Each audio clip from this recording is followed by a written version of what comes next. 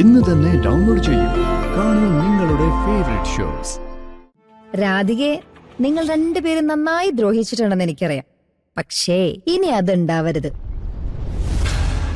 ഉണ്ടായാൽ ഇപ്പൊ ഏട്ടത്തി പറഞ്ഞല്ലോ കേസിലൊന്നും പെടാൻ താല്പര്യമില്ലെന്ന്. അതങ്ങട് മാറും. കേസിൽ ഞാൻ പെടുത്തു.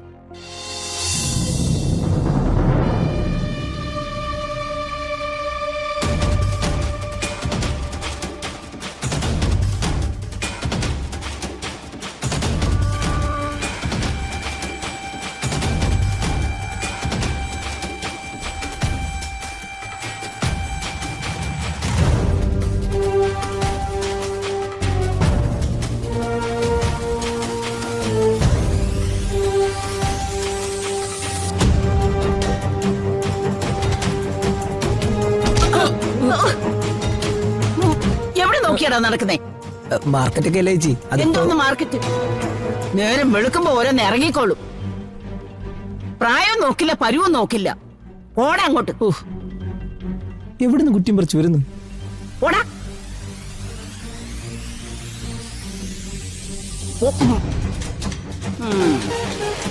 അയ്യോ എന്റെ മോള്, എന്റെ മോള്. ഈശ്വര.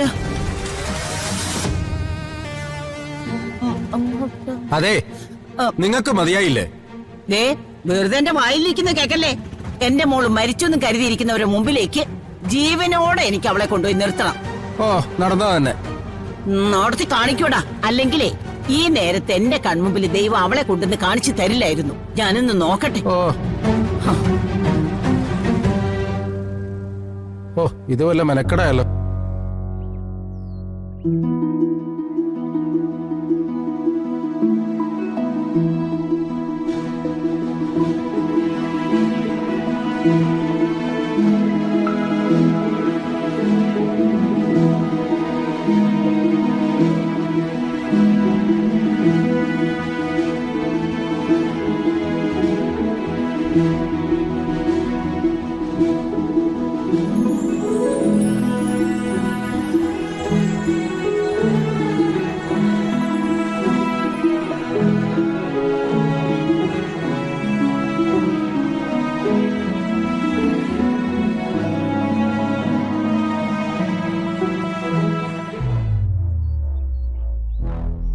ഇപ്പോഴെങ്കിലും ഒന്ന് വരണമെന്ന് നിനക്ക് തോന്നിയല്ലോ, സന്തോഷം.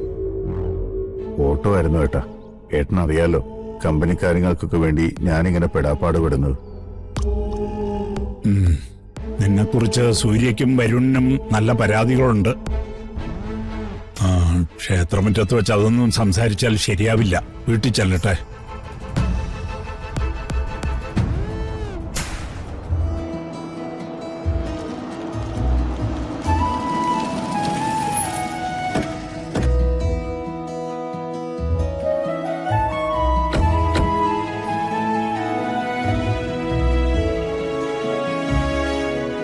എടുത്തി വേണമെങ്കിൽ പോയി തൊഴുതിട്ട് വന്നോളൂ.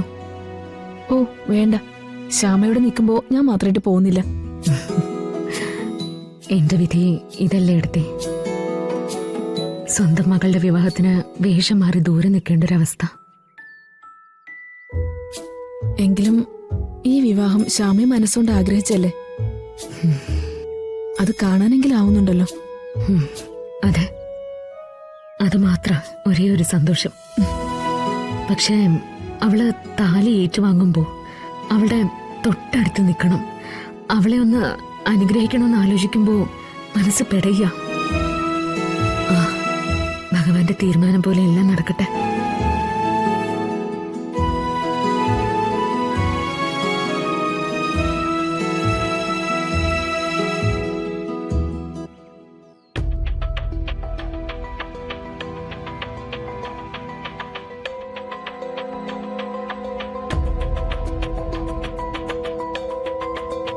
അല്ല, ഇതെന്താ വക്കീലൊക്കെ ഇവിടെ? കക്ഷിയുടെ കല്യാണത്തിന് വക്കീലന്മാർക്ക് പോവോ? അവള് കേൾക്കണ്ട ചെറിയമ്മേ, ആള് വലിയ സാമർത്ഥ്യക്കാരിയാണെന്നാ പറയുന്നേ.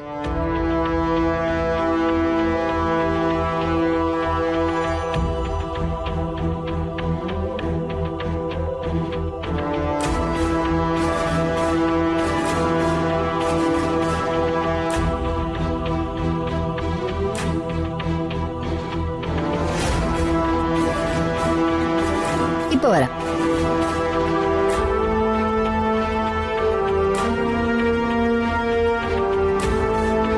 ഹായ്, ഞാൻ അഡ്വക്കേറ്റ് ആരതി, വരുണിന്റെയും രാധികയുടെയും വക്കീല. വരുണിന്റെ ഏട്ടത്തെയും ചെറിയമ്മയല്ലേ? എല്ലാവരും പറഞ്ഞെനിക്കറിയാം. ഓ, ഞങ്ങള് പോയി കേസുകളിലൊന്നും പെടാറില്ല. അതുകൊണ്ട് വക്കീൽ ഇവിടെ കിടന്ന് കറങ്ങിയിട്ട് ഒരു കാര്യമില്ല. അയ്യോ, എനിക്ക് പുതിയ കേസ് എടുക്കാൻ സമയമൊന്നുമില്ല. പുതിയ കേസ് ഉണ്ടാക്കരുതെന്ന് പറയാന് ഞാനിപ്പോ നിങ്ങളുടെ അടുത്ത് വന്നത്. രാധികയെ നിങ്ങൾ രണ്ടുപേരും നന്നായി ദ്രോഹിച്ചിട്ടുണ്ടെന്ന് എനിക്കറിയാം. പക്ഷേ ഇനി അതുണ്ടാവരുത്. ഉണ്ടായാൽ ഇപ്പൊ ഏട്ടത്തി പറഞ്ഞല്ലോ കേസിലൊന്നും പെടാൻ താല്പര്യമില്ലെന്ന്. അതങ്ങട് മാറും. കേസിൽ ഞാൻ പെടുത്തു. നമ്മുടെ ഈ നാട്ടിൽ നിന്ന് ആദ്യം തുടച്ചു നീക്കേണ്ടത് ഈ കുടുംബത്തിനകത്തുള്ള കോലാഹലങ്ങളുണ്ടല്ലോ, അതിനെയാ. അപ്പോ എന്നാ ഞാൻ അങ്ങോട്ട് ചെല്ലട്ടെ?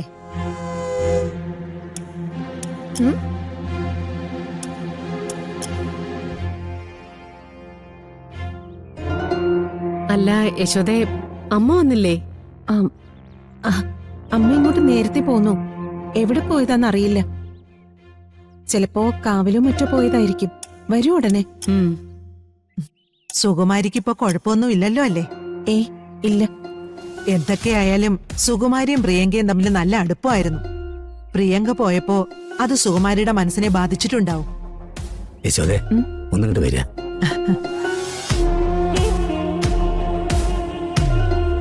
ഈ സുകുമാരി അമ്മയുടെ ഒരു കാര്യം.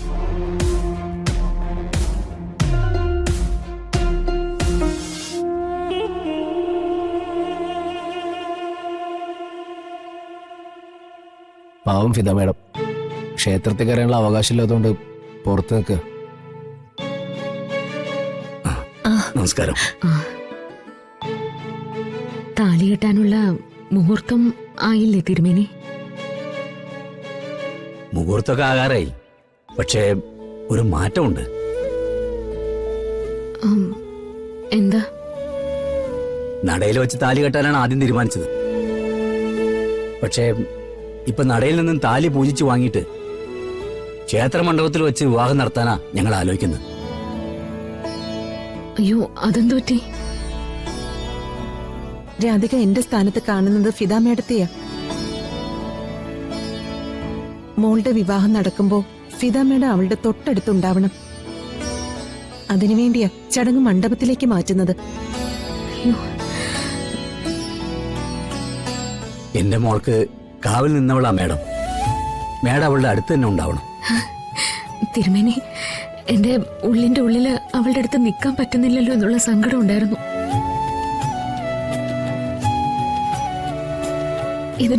ഇതിന് ഞാൻ എങ്ങനെയാ നിങ്ങളോട് നന്ദി പറയുന്നത്?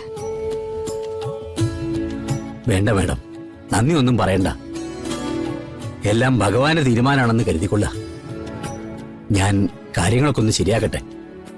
വായിച്ചോതെ. ശരി.